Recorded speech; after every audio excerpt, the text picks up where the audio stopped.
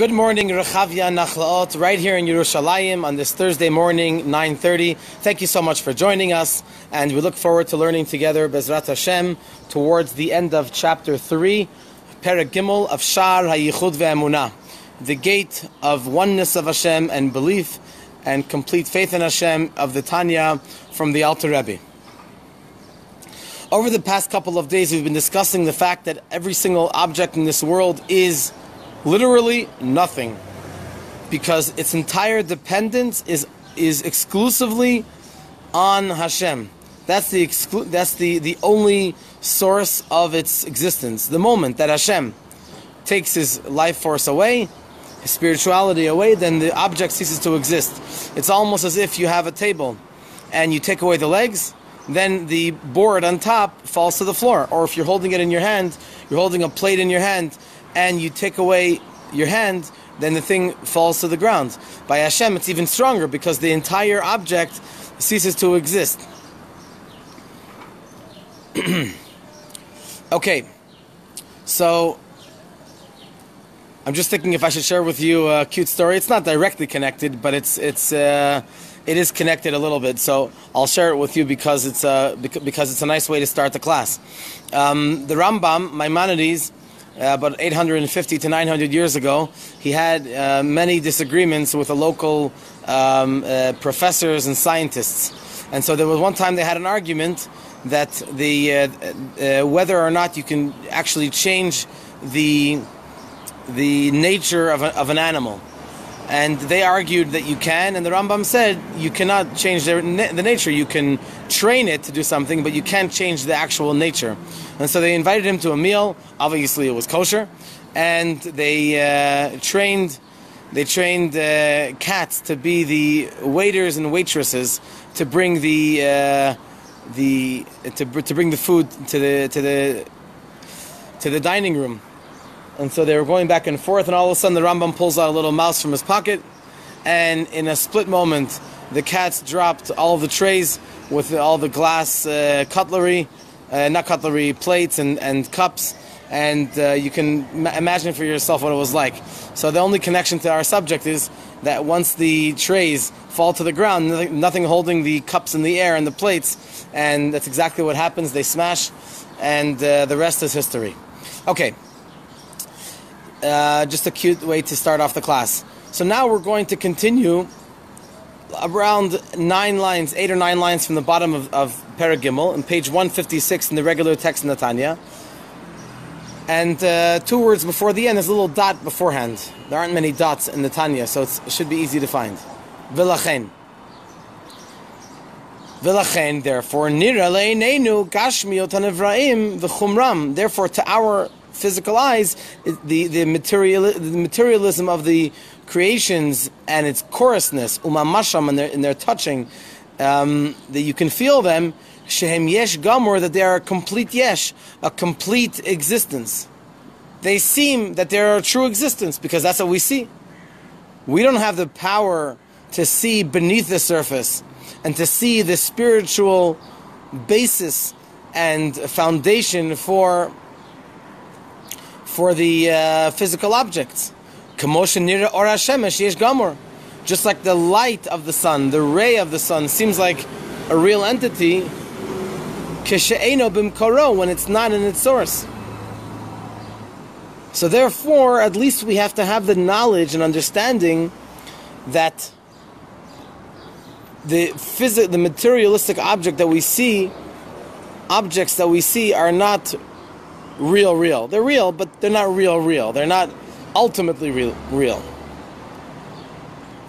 So if you remember, we said a couple of days ago when we talked about the metaphor of the sun, so we made a short introduction that the metaphor often, especially when it comes to Chassidut, and you try to bring a metaphor for Hashem, because Hashem is the analogy, we're trying to understand Hashem better and better, but the metaphor is not really a great example, because by Hashem it's true many, many times more.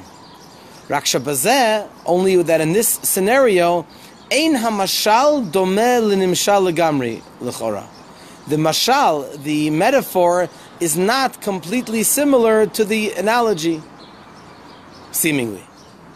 Shebemashal, for in the metaphor of the sun, ein hamakor b'mtziut klal b'chalal ha'olam. The makor, the source, the sun globe, is not at all in the space of the world. What do we have in the space of the world? Only the ray of the sun, not the sun globe itself. In the vacancy of the world, where the world is, we do not have the sun globe itself, only the extension of the sun globe. Ve'al ha'aretz, and on the ground, and on the land. Shenireh sham oro liyesh gamur. For there, its light seems like a pure yesh, like a pure entity, an extreme entity.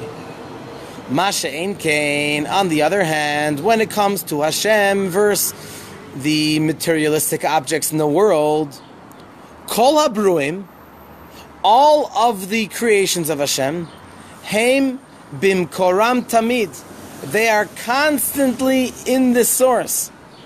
Rak she'ena makor nireh le'enei basar. It's only that the source is not visual to us, to eyes of flesh. Unless you're a tzaddik, that you might have eyes of flesh, but you also have a spiritual laser vision which can pierce right through. So, to understand Hashem from the metaphor. Sorry for that brief intermission. So what we can learn from the metaphor of the sun is that the ray is not a real existence. The proof is that when the ray is in the sun globe, you cannot tell that it's there, because it's so selfless, it's so nullified in its source that we cannot appreciate, we cannot even recognize, we cannot identify the ray of the sun. But when the sun comes out here, you don't have the source. Unlike by the extension, so to speak, the creations of Hashem, when it comes to the materialistic world, then we do say, then the source, which is Hashem, the spark of godliness, does find itself within the object, the materialistic object, and that just forces us to make even a stronger conclusion than by the sun. And the conclusion is that the materialistic object is even more nothingness, is even less in existence. By the ray of the sun, you can convince yourself, because the source is not there, it's way higher, 93 million miles away. So you can convince yourself that the ray of the sun is a true entity. But when you realize that in our world, every single object has a source of Hashem within it, then our conclusion is that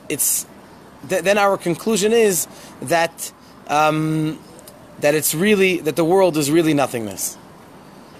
And this just emphasizes what we talked about yesterday of the two concepts, maybe it was 2 days ago, about elokut b'pshitut ve'olamot b'itchadshut, that godliness is a given, and the world, the material world, is a novelty. That's the way Hashem looks at the world. Versus the way a human being looks at the world, the opposite. That olamot b'pshitut, the world is a given. You look around, you see the world, and that seems to be true. But elokut b'itchadshut, godliness is a novelty. In other words, I trust you that it's true. It's just hard for me to come to terms with it because I don't see it. I'm a human being. So therefore, I trust you and I believe in Hashem, and that's how a human being views the world. So now we're saying that the more we learn Tanya, the more we learn Chassidut, and the more we realize the greatness of Hashem, the awesomeness of Hashem, and His relationship with the world, the more we understand how we have to try to come closer and closer to Hashem's perspective, which is the true perspective. That elokut b'pshitut, that godliness is a given, it's simple, it's understandable, That's the true entity. And olamot b'tchadshut, and world is a novelty. And here's the $1 billion question. 1.5 lines before the end of the chapter. Velama einan b'telim b'mtziutim koram. If so, if we've just learned that really elokut b'pshitot, that godliness is a given, godliness is simple, godliness is the ultimate truth, and world is hitchadshut, that's a novelty. We have to really contemplate to see if the world is really in existence, because the true entity of every materialistic being is the godly spark, is Hashem, not the materialistic object. So if so, why is the world not totally nothingness? We said earlier at the beginning of this chapter that the world is emet, true, but it's not emet la'amito. Let me explain for a second. In Chassidus it says that the world is not a fantasy. It's not an illusion. What's the proof? Maybe according to this chapter in Tanya, maybe the world is an illusion. The world, Hashem is the real truth. And the world is just a novelty. 1 + 1 = 2. So maybe the world that we see around us is not real, because the true entity is Hashem. So Chassidus answers, look at the first verse in the Torah. Bereshit bara Elokim et hashamayim et haaretz. In the beginning, Hashem created the heavens and the earth. That's the proof that the world is not an illusion, is that the world is real. The proof is that the Torah itself says that there's a world. If the Torah says that there's a world, then that means the world is true. It's not an illusion. It's not fake. It's real. It's tangible. We're not hallucinating. So basically, we're juggling between two very fine differences between us saying that the world may be real, and on the other hand, the world is totally nothingness. It's all Hashem. Its entire existence is Hashem. So how do we balance these two concepts? The answer is that there's a difference between true and the ultimate truth. Emet and emet la'amito. What's the difference? The difference is that regular truth, to say that something is true, could be true. It could be in a minute, it's not true. In other words, I'll give you an example. Let's say someone comes to shul in the morning, of course, with all the restrictions that the Ministry of Health has placed upon us, and they get all excited in davening and the kavanah, and they really get into the davening, and then afterwards they learn a little bit of Torah, and then they go to work. Then you have another person that comes to shul, davens in the morning, and he has lots of intention, and he sits and learns Torah all day. So one can argue that the second person is a true person. The first person is a faker. The second person, he davens and he learns, and he is obviously, clearly, in a revealed sense, connected to Hashem. His bond with Hashem is never detached. As opposed to the first guy, he makes as if he's davening and he's thinking about Hashem, asking for his needs. Then he goes to work.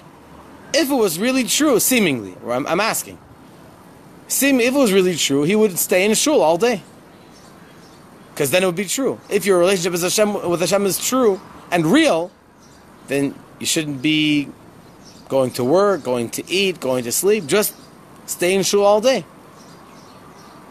And the answer is, the Alter Rebbe asks this question in chapter 13, in the first portion of the Tanya, and he says that the first person is also a true person. Don't belittle in the person's dedication and kavanah and bond with Hashem. So what's the difference between the first guy and the second guy? The first guy is emet. The second guy is emet la'amito. The first guy is true. Just because he went to work afterwards and he went to eat doesn't mean he's not true. Doesn't mean he's not real. And it certainly doesn't mean that he's a faker. Because if a Jew learns Torah for 5 minutes, that's awesome. If you're online in the comfort of your own home and you listen to a Torah class from 9:30 to 10 every morning, that's unbelievable. Kol hakavod to you. Chapeau. It would be very nice to learn also for an hour, or for 10 hours, or for 24 hours. That would be unbelievable. Wow. You have the ability to connect to Hashem on such a great level, that's unbelievable. But if a person doesn't do that, and you only, quote unquote, you only learn for a half hour, or only for 5 minutes, if for those 5 minutes that you learned, you put away your cell phone, and you didn't take any calls, because right now you're dedicated to Hashem exclusively, then those 5 minutes are eternal. Yes, I'm going to repeat that again. Those 5 minutes are eternal. They're priceless. So the challenge is to be able to try to encourage the person, instead of learning for 5 minutes, learn for tomorrow. Add 1 more minute. 1 more minute. 1 more minute of Ein Sof is also Ein Sof. The more you connect to the Ein Sof, the more you are Ein Sof. So why did the person go to work? Because he has to feed his family. And if he shares with the people at work at least one concept of the Tanya or the Mishnah that he learned this morning, then you are continuing the Ein Sof into your entire day. So they're both emet. The first guy is emet. He's true. For the time that he davened, the time that he learned, he's true. But he continued his own daily life, which is fine. At least for that time, the half hour that he davened, the hour that he davened, the 2 hours that he learned, whatever time it was, that was true. Never underestimate any little tiny, any amount of kedusha, of holiness that a person does, even if it's for a moment. If we've learned anything from the terrible coronavirus, people ask me all the time, what would the Rebbe say if the Rebbe was here today and we're able to hear the Rebbe? What would be his? Everyone, people want to hear. People are looking for a voice of inspiration, for a voice of guidance, for a voice of leadership. And I don't know what the Rebbe would say. I can only guess, just based on all the other many sichot that the Rebbe has said. The Rebbe perhaps the Rebbe would say that if one little tiny germ, which you need a microscope in order to see it, can, God forbid, make so much damage and death in the world on such a major global level for so long. It's already almost a half a year since, I think it was the day before New Year's of the secular calendar, that it was revealed in China. And so if what a person does a small good deed, even a tiny good deed, which you need a microscope in order to reveal it, how much more so that this good deed can snowball into something so major. So never ever underestimate any little good word, good thought, good deed that anybody does. Because if you do a big good deed, that's even greater. So even a small good deed, a small word of Torah learning, is emet, is true. The more you do it, the longer the extension is for, then it's called emet la'amito, the ultimate truth. So let's get back to our subject over here. When we talk about this world, the world is true. The proof is, the Torah says, Bereshit bara Elokim et hashamayim et haaretz. Hashem created the heaven and the earth in the beginning. So, what's Alter Rebbe saying in the Tanya? If you have a laser beam to look through this materialistic object, you will recognize that quote-unquote truth that you saw with your eyes of flesh may be true, but it's not the real truth, quote-unquote. It's not the ultimate truth, quote-unquote, because there's something much deeper which is keeping it going, and if you take that deep thing away, which is the spark of Hashem, the ray of Hashem, then the object will cease, or the objects will cease to exist.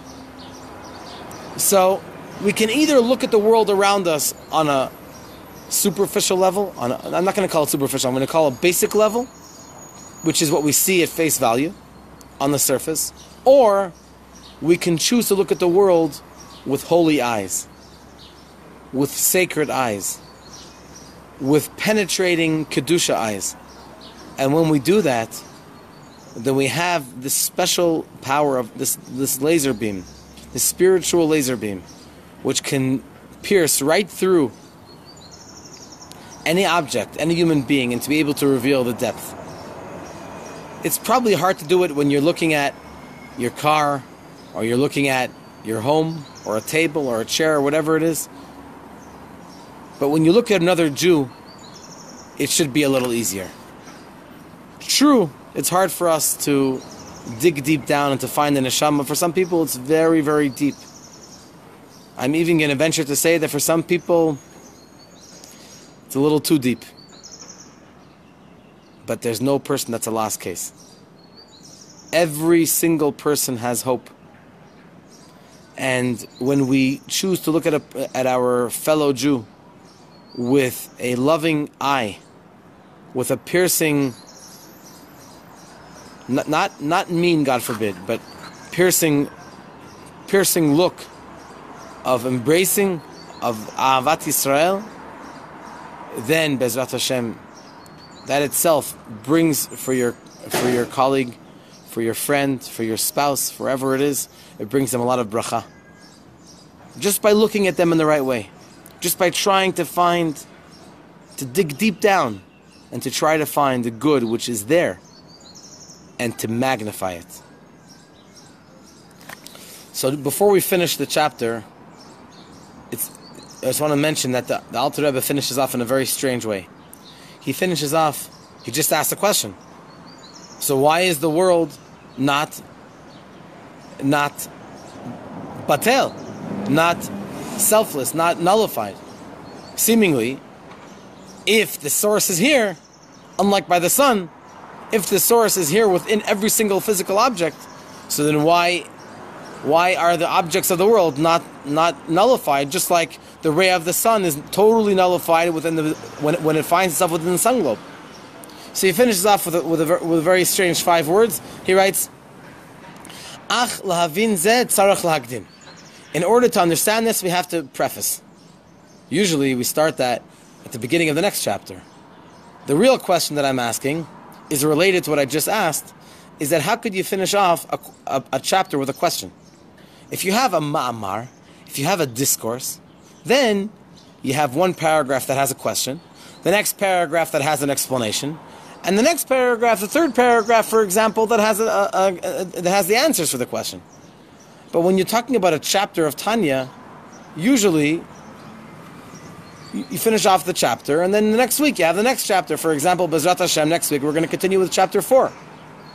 Or if you look at the dates, every day we say a portion of Tanya, we learn a portion of Tanya, and so this is the end, whether it's a leap year or a regular year, on one day, whether it's the 12th of Sivan or the 11th of Sivan, depending on what kind of year it is, you finish off with a question. Now we have a rule in Sifrei Chakira. There are books of I'm not sure exactly how to say it in English. If you can type it over here in the comments, and you know how to say it, Sifrei Chakira, then I would appreciate it. Basically, Chakira means investigative books. In other words, there are very philosophical books. Usually in Torah, we don't have philosophy books. We have Torah, we have Kabbalah, we have Gemara. They're not books of philosophy. Torah is not here just for a rational, logical challenge, to be able to challenge your mind. True, it is. The Torah is a very challenging and amazing piece of work, but that's not what the Torah is. Torah is divine. But there are some books, you almost don't find it in Sifrei Chasidut. It's mainly, the Rambam has a Sefer Chakira, and the books that are philosophical and to try to explain different concepts. So there's a rule in Sifrei Chakira that you don't finish off a chapter with a question. Because if the person goes to sleep with a question, then they might, God forbid, come to denying Hashem's existence. Because that's the nature of the books of philosophy, that you can ask philosophical questions, God forbid, what I'm going to say now, whether or not there's a God. Now for us, we know there's a God, but some people that enjoy philosophy books, then they might, God forbid, question whether or not there's a God. So, how could we finish off this chapter with a question? Don't we not finish off chapters with questions? We want you to be able to sleep until Sunday morning, tonight, tomorrow night, and Saturday and Motzei Shabbos, so you'll be able to hear the shiur on Sunday morning. So, how come the Alter Rebbe finishes off with a question? And the answer is that this is the exact opposite type of question than the questions that we're afraid of in the books of Chakira. In the books of Chakira, as we just explained, why don't we want to finish off a chapter with a question? Because we don't want the person to go to sleep having a doubt whether or not, God forbid, there's a Hashem. Obviously there's a God. Over here, what's the question? Over here, the question is the exact opposite. We've established in this chapter that Hashem is the true existence. And even if we see things with our eyes of flesh, it doesn't matter. That's not what defines what's true. It might be true, but it's not the ultimate truth. So we're not afraid for you to fall asleep at night. We're not afraid that maybe you're going to fall asleep being concerned whether or not the world is a true existence or not. And why is the world not totally nullified in its total in existence in their source, just like the sun ray is when it finds itself within the sun globe? It's okay for us to sleep knowing that Hashem is the ultimate existence, and the question is whether or not the world is a true existence. We'll explain soon how it is. And it is, as we alluded to today, that the world is a true existence. The fact is, the Torah says that Hashem created the world. But the question is the world a true existence? And why is the world not totally batel? One thing is clear, that Hashem is the ultimate existence. Hashem is true. That's okay. You can go to sleep knowing that Hashem is the ultimate existence, the true existence, as the Rambam says right in the beginning. And whether or not the world is a true existence, it's okay. We'll learn about it next week. Whether we'll understand it, whether we want to understand it, that's a very minor thing. What's most important is that we should remember forever that Hashem is the true existence. And Bezrat Hashem, we will continue next week with chapter Dalid, Perek Dalid, and tomorrow 9:30 we're going to have a Kabbalah Cafe on Parshat Korach, on the parsha of the week right here in Eretz Yisrael. We are learning Parashat Korach. If you want to receive my video today for the Parsha, 2-minute video in Hebrew, and you have not been receiving it yet, please send me a WhatsApp message. It's amazing. The one I try to make it amazing every week, but this week is absolutely amazing. And so please send me a message, and I'll be more than happy if you want to receive the video every single week. So all the best, shalom, shalom, and hopefully Shabbat, we'll see you also on Shabbat day, where it's going to be this week, right next door to where it was last week, and it will be in the shade, very, very na'im, very comfortable. All the best, have a great day, shalom, shalom, and tomorrow morning, Bezrat Hashem, Litraot. Bye.